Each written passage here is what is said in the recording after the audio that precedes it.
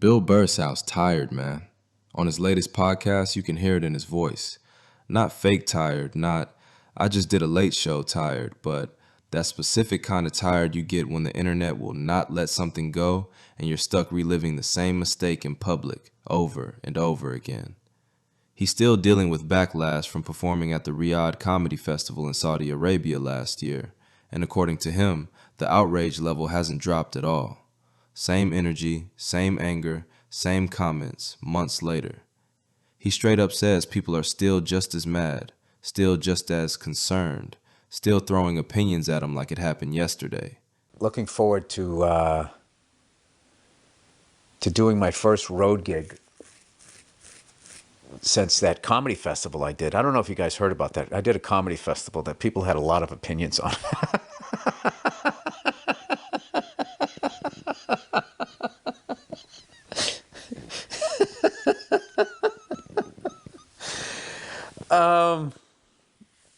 Jesus Christ. Someday.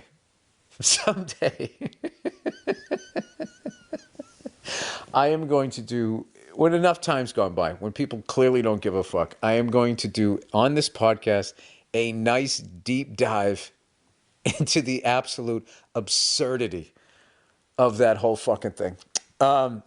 Anyway, let's do...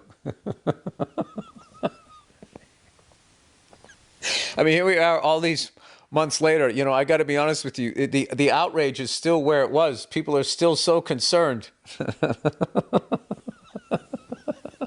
Look, I'm not coming at this from some fake neutral place either.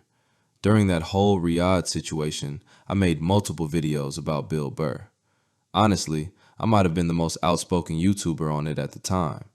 I'm talking at least 10 videos, and yeah, one of them even had one of my cringy intros that people love to clown me for. That video is still up on Patreon and YouTube memberships if you're interested in seeing my deep dive.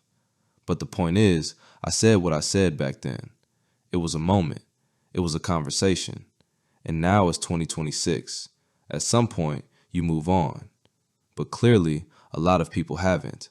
And that's where this gets complicated, because I get why people are still mad at him. Bill Burr built a big part of his persona on being anti-establishment, anti-corporate nonsense, anti-fake morality. He's clowned celebrities for taking what people call blood money before. He's been openly critical of people who cozy up to sketchy power structures for a check. So when he turns around and does a massive comedy festival in Saudi Arabia, a country that gets non-stop criticism for human rights issues, people don't just see a bad decision, they see hypocrisy. And hypocrisy is the fastest way to lose goodwill as an entertainer. I already have dry mouth going, well, why did I say yes to this? And then the Royals were like up in the box, but everybody else was like regular. So I'm waiting to go on. It was in the round. It was like 8,000 people. And I was like nervous and shit. And right before I went on, this guy yells out, dressed in that whole dish dash thing. He goes, "Hey, Bill Burr, I love you. Kick ass, man." And I was just like, what? I can't believe this guy knows who I am. And I went on stage and I just started doing my shit and they were laughing. And I was doing stuff about relationships and they were laughing, which really fucked me up because I thought that, they just beat the shit out of their women all the time. And the way they were laughing, I was like, oh, the women are kind of running shit over here too. So then I just sort of pushed it. I said, I kind of noticed the chicks over here, the hot ones, they wear the veil a little bit lower. And that got a huge laugh. You can be edgy. You can be offensive. You can be wrong sometimes. Audiences will forgive a lot of that if they think you're consistent. But when you look like you're breaking your own moral rules, that's when people start sharpening the knives. Not because they suddenly care deeply about geopolitics, but because nobody likes feeling like they bought into a brand that turned out to be flexible when the money was right. So yeah, I understand why people side-eye him over this. That part isn't confusing. What is confusing is the long-term obsession. At some point, the punishment becomes disconnected from any real goal. He did the show. The show already happened. He can't undo it. So what exactly are people waiting for now? A public shaming ritual every month? A permanent scarlet letter attached to every clip he uploads? And here's the part where I think Bill is actually hurting himself. He keeps bringing it up. He keeps framing it as this thing that just won't go away. And in doing that, he's keeping it alive. What is our country's slogan? Give us your poor, give us your downtrodden. We need to amend that. Give us your poor, give us your downtrodden, or we'll fucking kidnap them.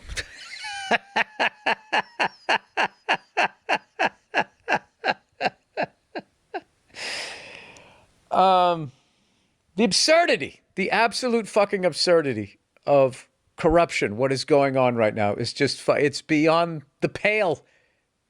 We've crossed the Rubicon. The die has been cast. Yeah, I don't know about you guys. I don't know how long we think we're just going to go around and just take people's shit and think that people aren't going to eventually gang up on us. I don't think this is a good move, personally. But you know, I'm not the brightest guy. I'm not the sharpest tool in the tool shed. Maybe you guys can give me some wisdom on it. Educate me on it. By the way, just for shits and giggles, watch how people clip what I just said. And they'll leave out that whole part, you know, like they did during that bullshit a few months ago where I said, I'm just fucking with you. If I saw the money, I would have taken the gig too. They cut that fucking part out. The cunts. Oh, Jesus, they're all out there taking pictures of a salad.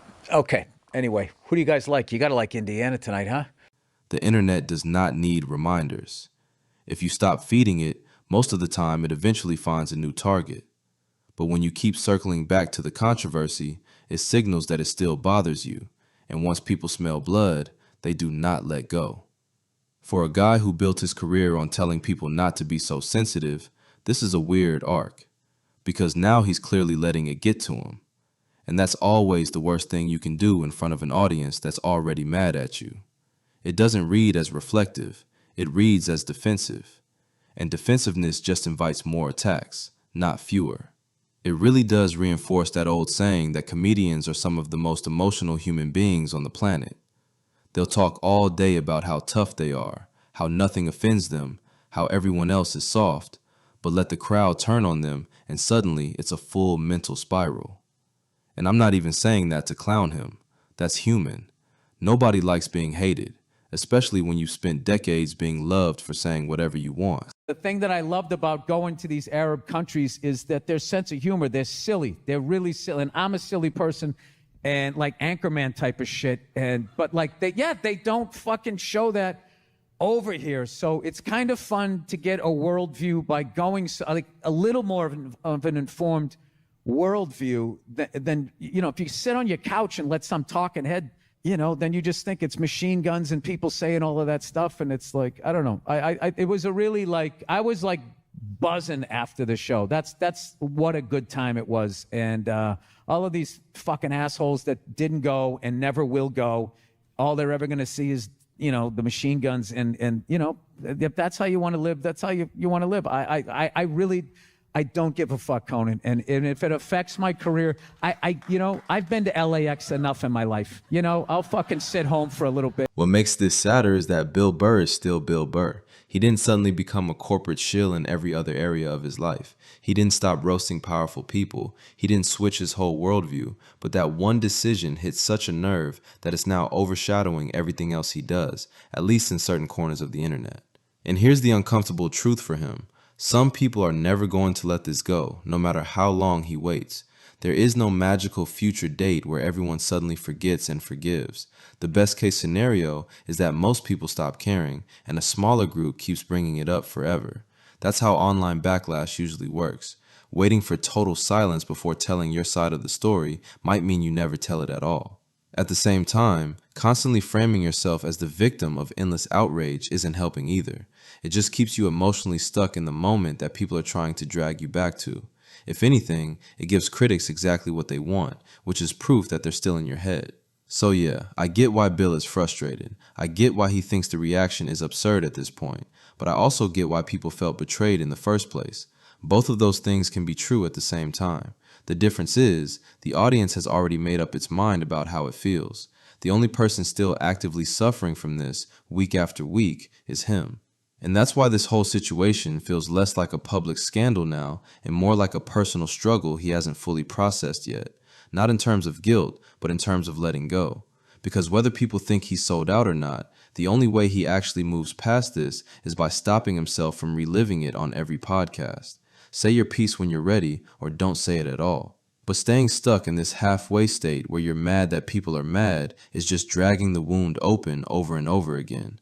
And for someone who's always preached about mental toughness and not letting outside noise control you, this is one of the rare times where Bill Burr really does seem shaken by public opinion, which, honestly, might be the most human thing he said in years.